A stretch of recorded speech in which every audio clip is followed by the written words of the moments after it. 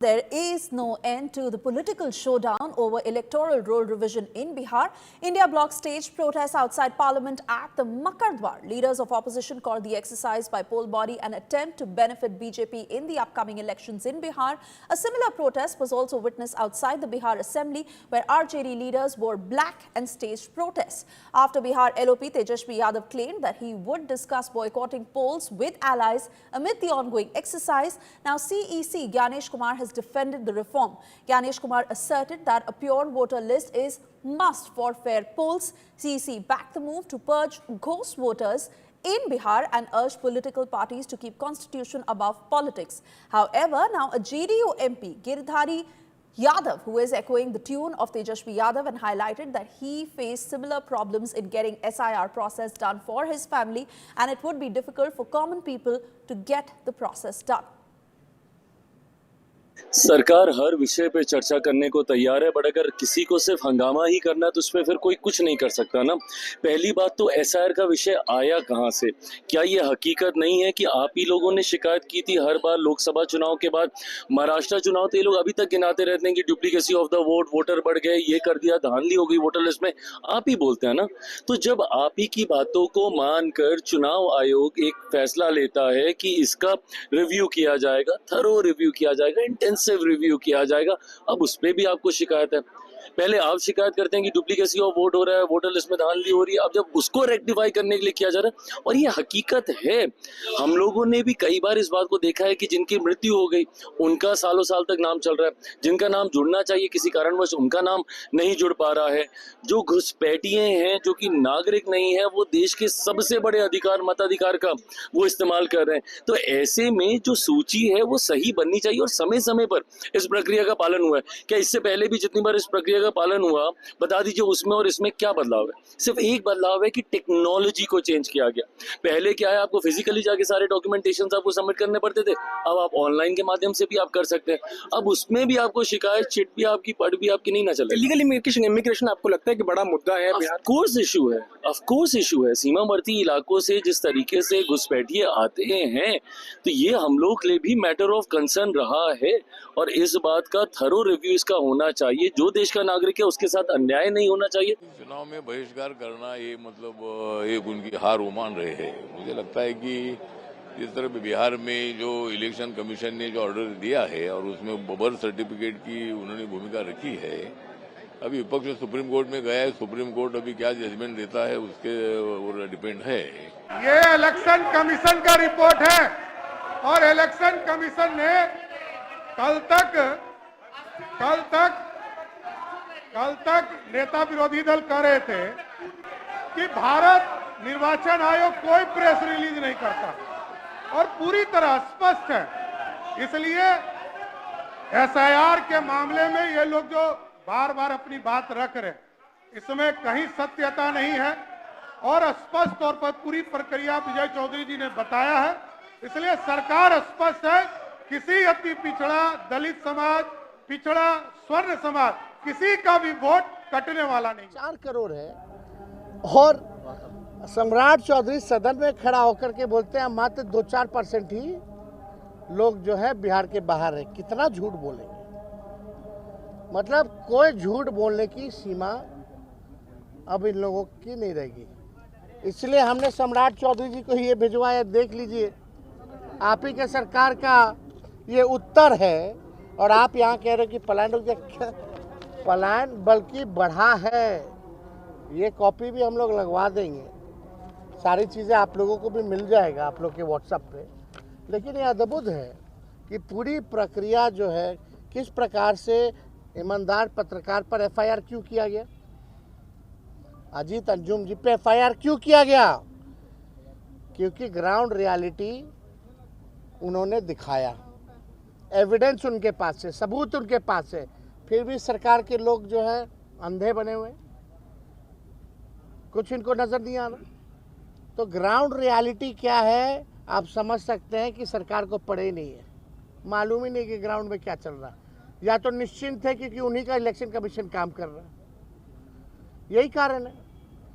कोई उत्तर गोल गोल जलेबी छानना, अरे वो तो हर साल प्रक्रिया चलती है। नाम जोड़ना घटाना, मृत्यु जिसकी होगी तो हर साल जो प्रक्रिया चलती है, लेकिन जो पुनरीक्षण जो हुआ था हर चुनाव से पहले और फरवरी में जो लिस्ट आई थी उसके बारे में तो चुप। जब फरवरी में आ गया तो इसकी क्या जरूरत पड़ गई अचानक से? ये तो सवाल उठता है, इसका भी कोई जवाब नहीं, डॉक्यूमेंट को लेकर के भी कोई जवाब नहीं। तो इन लोगों के पास कोई उत्तर नहीं था। जो इलेक्शन कमीशन प्रेस नोट भेज रहा था उसी बात को ये लोग दोहराने का काम कर रहे थे। विजय सिन्हा काफी नाराज दिख रहे हैं।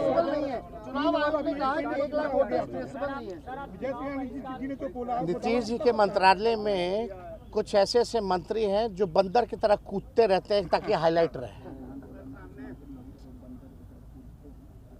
और उनका कोई काम तो है नहीं, केवल चेहरा चमकाना। ना 3 में ना 13 में बार बार कूद रहा आदमी, कोई मतलब है क्या? कोई बात है क्या उन लोगों के पास बोलने के लिए? तो कह रहे हैं कि हम मर्यादित रहते हैं। भाई पूरा प्रोसेस आप देखिएगा तो 9-10 महीने ही लगे। क्या डेटा एक दिन में रिलीज किया उन्होंने, या हम ही लोग ना भाई करवाएं? और वही बीजेपी का लोग बोलता था ना कि जब जाति आधारित गणना हो रही थी तो हमारे यहाँ आए नहीं लोग, हमारे यहाँ नहीं आए लोग। पूरी प्रक्रिया को ना आप केवल आप जो है जा करके वो नहीं, पूरा प्रोसेस होता है उसका।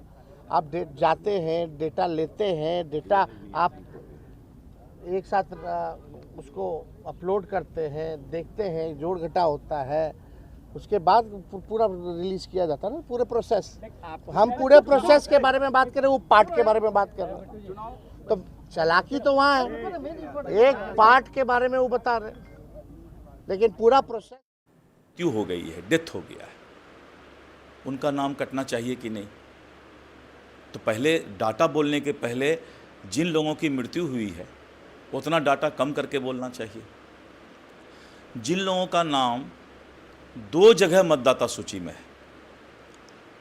क्या एक मतदाता का नाम 2 जगह रहना चाहिए?